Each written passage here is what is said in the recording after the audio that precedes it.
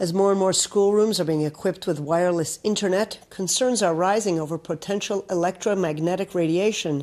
Some parents are fighting to stop what they claim is their children's physical suffering from the network, all the way to the Supreme Court.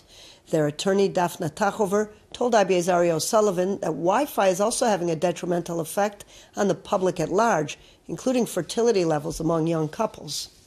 Unlike what the public has been told, the effects of this technology has been proven with thousands of research papers that show that it harms every system and every organ in the body. And we already see the results in schools. In the case, we showed the court that in 6 schools that we examined, there's over 200 children who are already very sick. And when I'm saying sick, I mean children with headaches, nauseousness, concentration problems, children who are coming back from school every day, complaining, crying. They cannot go to school, they cannot follow up what's going on in school. Children are just collapsing. Well, definitely, headaches and nausea can be caused by lots of different things. What makes you sure it's happening from Wi-Fi? Well, when a child is using a cell phone, for example, and when you put them to the head, they feel strong pain in the head. That's what's caused the pain. It's not anything else but the cell phone. If a child is sitting near the computer and immediately when he's sitting on the computer, immediately he feels headache, he feels pressure in the head. Some children have their eyes going swollen.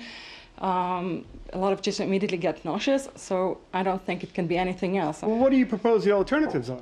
Wired internet. Very easy. Why is it not happening? Well, we have been using wired internet and wired networks for the past 50 years. There's no problem with these networks. The Ministry of Education has some kind of a vision that is wireless. We have smart classes, everything wireless.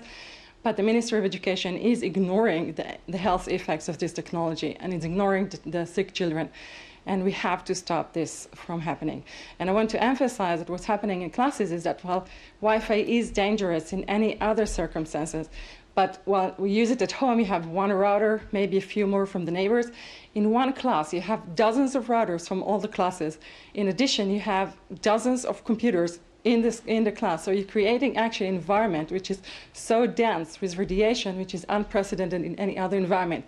So while they're telling us that we should use the precautionary principle, especially when it comes to children, in essence, they're doing exactly the opposite in schools. Well, your petition to the Supreme Court, what is it expected to do? What do you want to happen? To issue an order that bans the use of Wi-Fi in schools.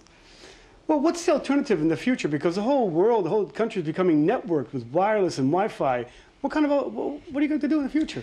Well, I think this is a very difficult question, and I think what happens with this, I call it wireless tsunami, is that we have been going on and continuing and using it without giving any notice to what's really happening with its health effects. I cannot tell you what the future holds in that regard. I know that people are very sick. There's about 10% of people who already suffer from, at least 10% of people from what's called electrosensitivity, which is what I suffer from and the children are suffering from.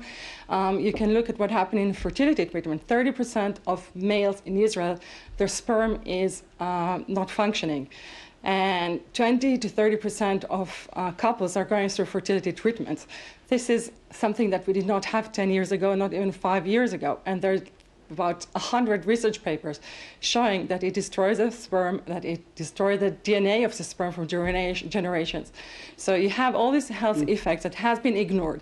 The public is being misrepresented, the harms, whether it's by the cell phone companies, whether by the government, and clearly people who are so addicted to this technology just don't want to hear. But the reality is very different, and the harms are proven, and they are all over us.